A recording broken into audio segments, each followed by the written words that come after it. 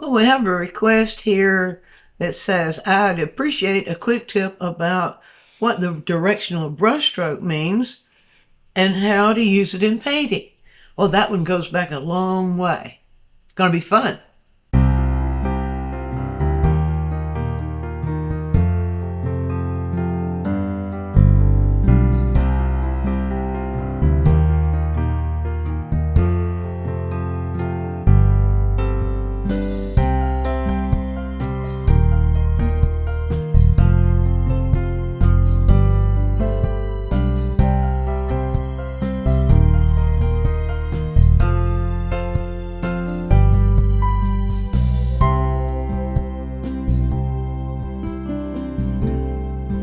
Well, after you watch this one, you might also enjoy a quick tip 449, which defines and shows you about bravura, which is also very much akin to, if not the same as, directional brushstroke. And also check out 490 after that one. So, okay, let's get down to this. What does direction mean anyway? We have three potential directions in painting. We can do vertical. That's the direction. We can do horizontal. That's the direction. We can do diagonal. That's the direction. Now, the kind of movement that is within those is curve and straight. That's all. So if you can do vertical, or if you can move your arm vertical, horizontal, and many, many diagonals we have, and if you can move your arm in a curve or straight, and if you can combine those, you can do the directional brushstroke. Now, how does that apply to painting? Well, here's how it applies to painting. When we're painting with directional brushstrokes, we are following the directional movement of the shape. A directional movement of the shape is whatever direction and whatever kind of movement that shape is taking. And we usually look at the edges for that. So this one, for example, there's a diagonal movement, maybe with a slight curve, a diagonal movement. That's the direction, and it's straight. That's the kind. Now this one, you see, is a circular kind, and it's got all kinds of things. It's got diagonal. It's got a tiny vertical there. It's got another diagonal. And then we have a horizontal and another diagonal. So if you can think about images as being caused by directional movement, then you can do that with your brush instead of treating your brush like a paint applicator and just coloring in lines that you've made on your canvas. That is the coloring book style. And no really, really good painter wants to be a coloring book style. So let's see if I can give you just a little guidance on this, and then you can try it. And I think you will find that if you will use the directional movement in your painting is going to be a lot more alive. So what are we looking for? We're looking for here, and of course we don't have time in a quick tip for me to paint the whole tree, but I chose this because it has lots of directional movement in it. So we'll just take a section of it.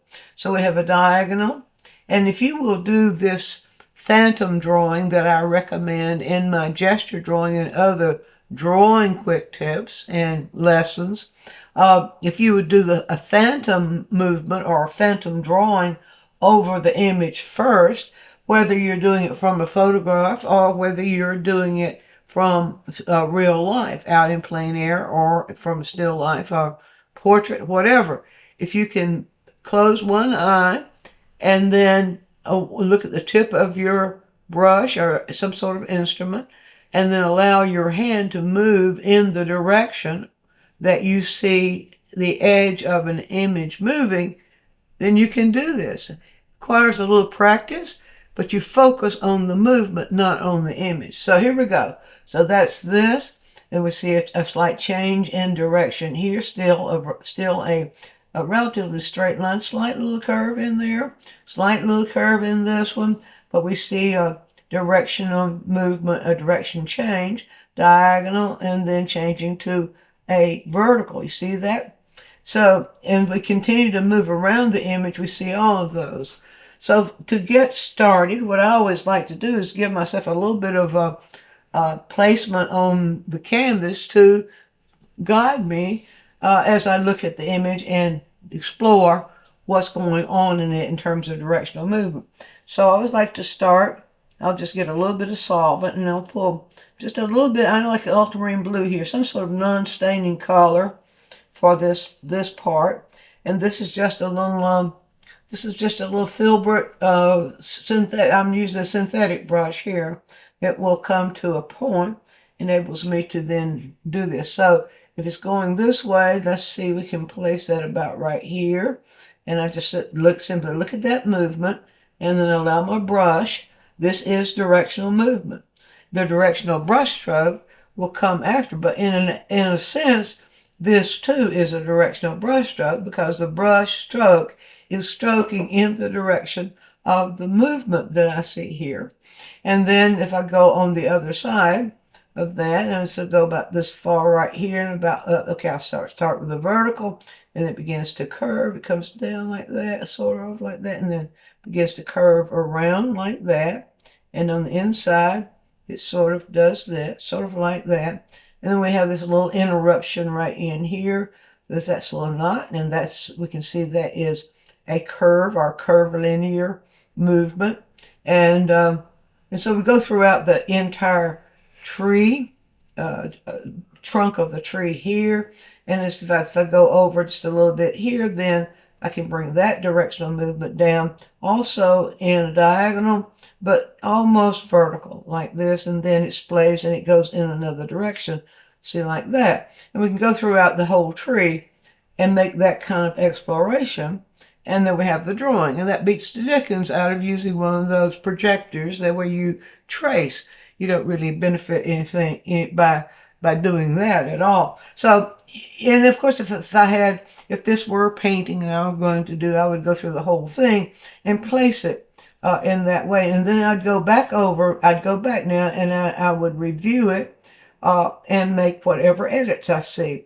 Very rarely do artists get it right the first time. You can look at Michelangelo's drawings and artists all the way back into at least the Renaissance, and I don't think we have many drawings before the Renaissance, but you can see where artists they will have the first go, and then we can see that they'll leave their lines there, and then they'll go again and rediscover where the edges are. So that's the sort of thing we would do first. Now, next what we do, of course, you mix your colors for whatever image you're drawing. Here I'm keeping this very, very simple. I'm just using a complementary set of colors because that is a neutral, what you would call gray. A lot of people call it gray. Painters call it by the color. So that is a neutral, and we can interpret that neutral by enhancing the color a little bit. It's not about enhancing color. It's about directional brushstrokes, but we cover lots of things when we're teaching one thing. So, first of all, I would find a way to block in. Oh, by the way, you're going to ask me what colors these are, so I'll tell you already.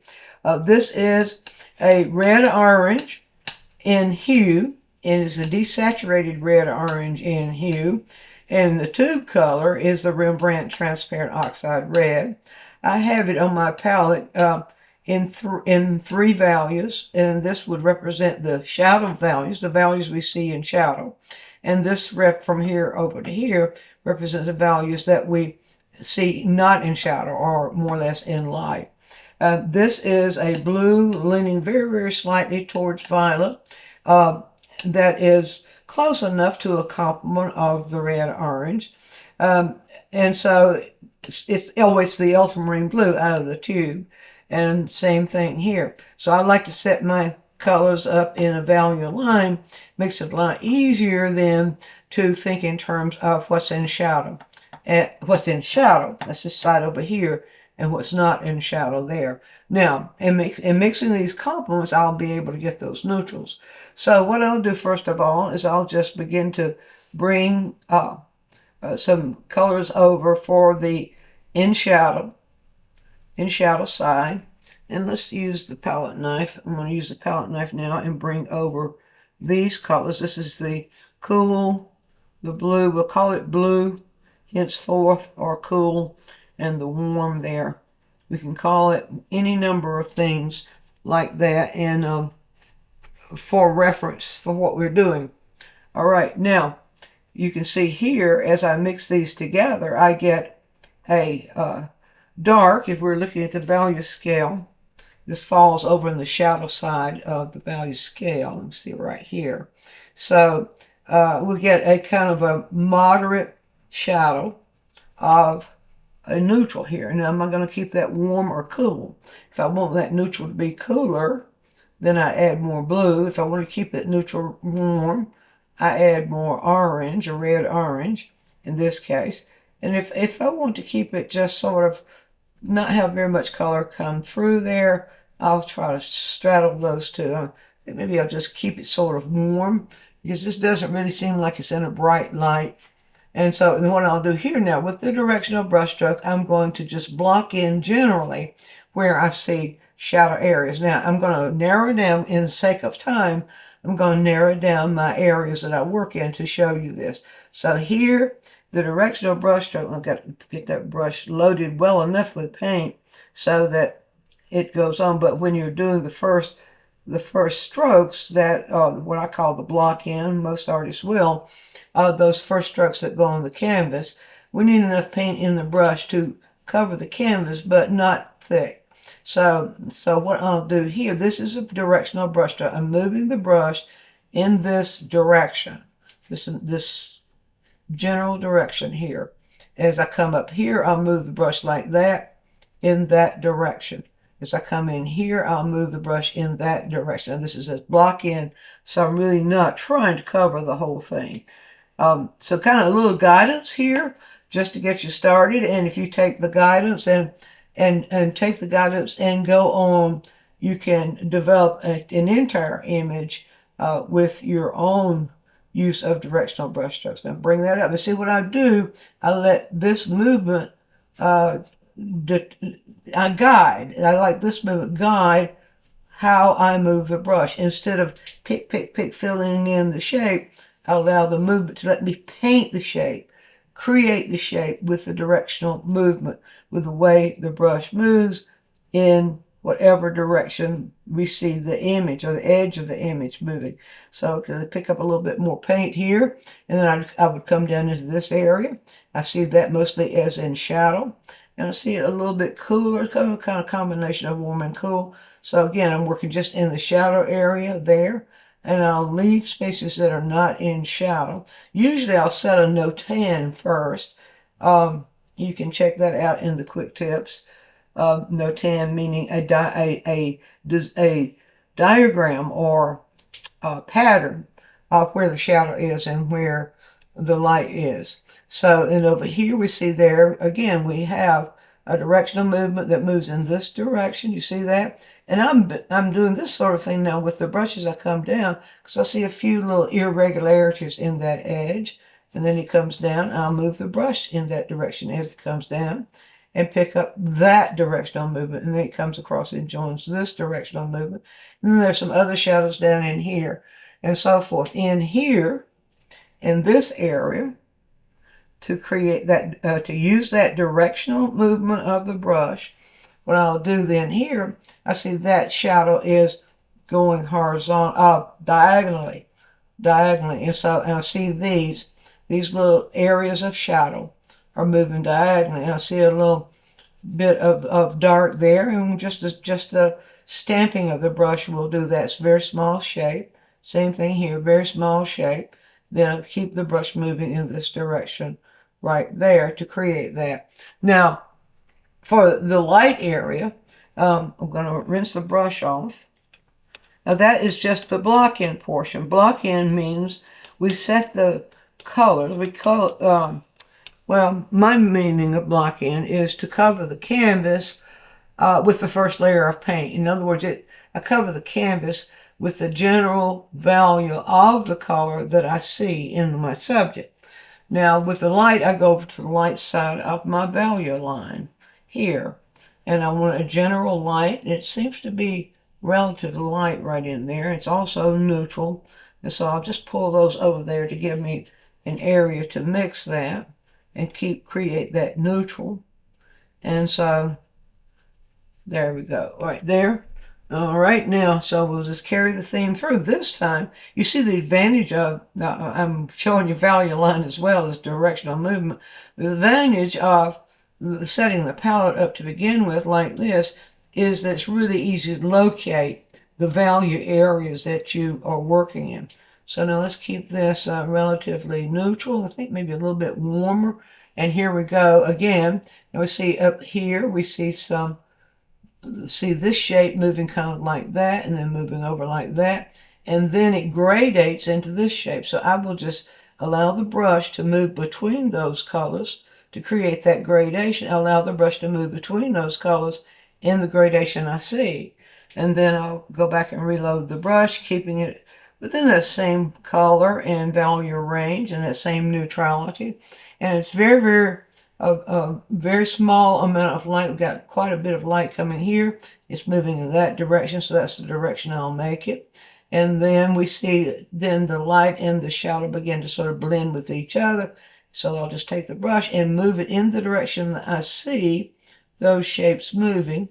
Now I'm going to pull the paint off the brush now and allow this to move into this area. And this, what I'm doing now, begins a refinement. In other words, we begin now, once the paint, let's put some more right over here where I'm seeing those right in here, with the paint along that edge that's pulled over like that. There we go, that connects it correctly.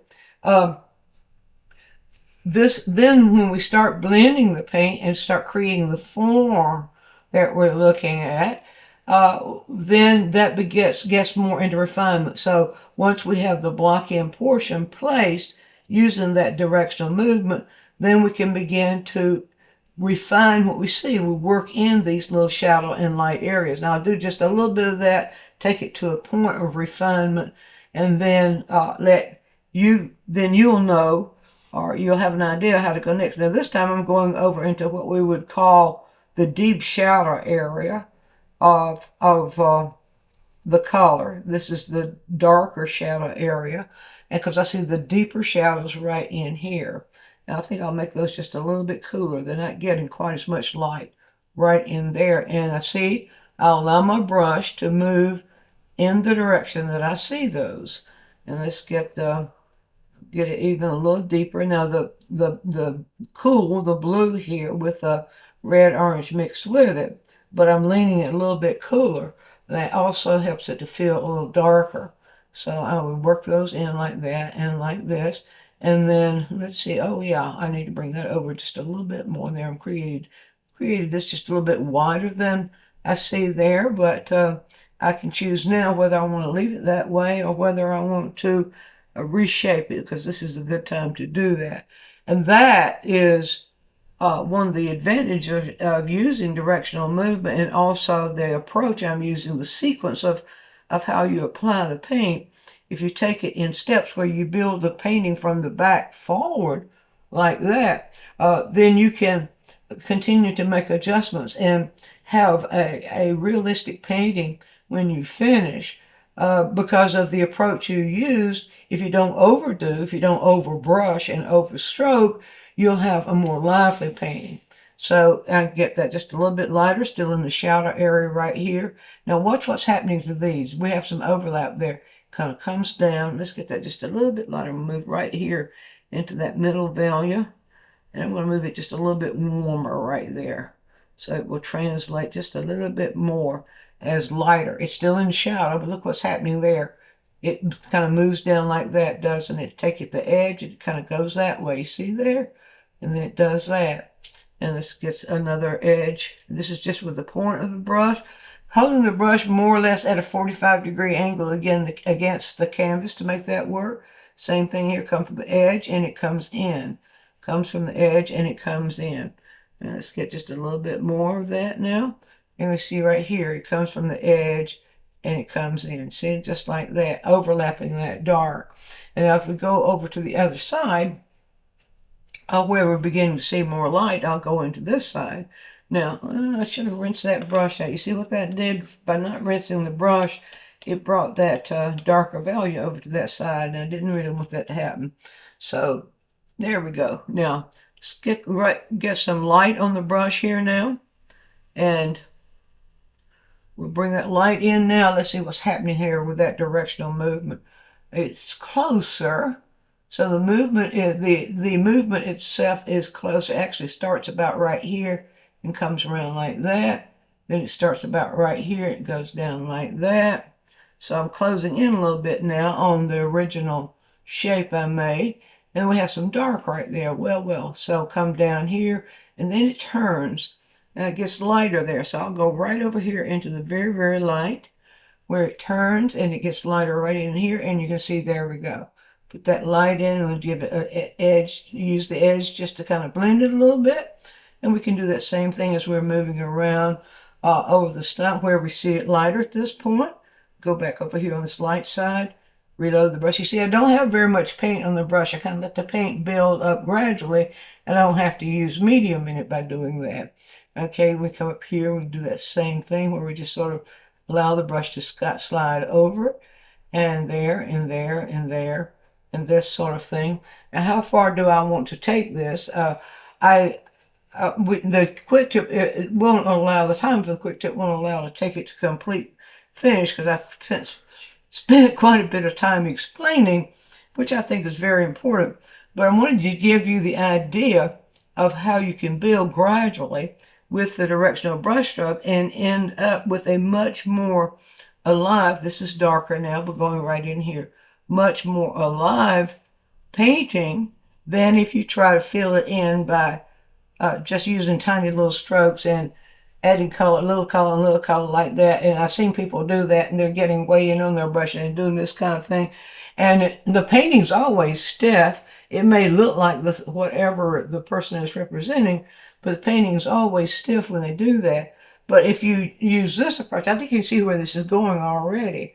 If you use this approach where you let the direction of the image, the direction of whatever area you're working in, the light area, the dark area, picking up the light or the dark that you have here according to what is in the image, and then just let the brush move in the direction that you see it and in the amount that you see it, and you will gradually build a realistic painting that is going to be alive in a way that you wouldn't if you were just hand-picking, such as we've seen so many people do. Give it a try. Be sure and view all of our quick tips. And while you're doing so, subscribe to the channel, click on the bell so you'll always get a notice when we produce a new quick tip, which is every week. And if you have a question, leave it in the comments section and we'll make a quick tip for you. Also, take a trip over to DianneMize.com where I have full-length lessons, downloads, DVDs, lots of other stuff there, some free stuff for you. And while you're there, you can subscribe to the newsletter, and that way you'll always be informed every time we do something new.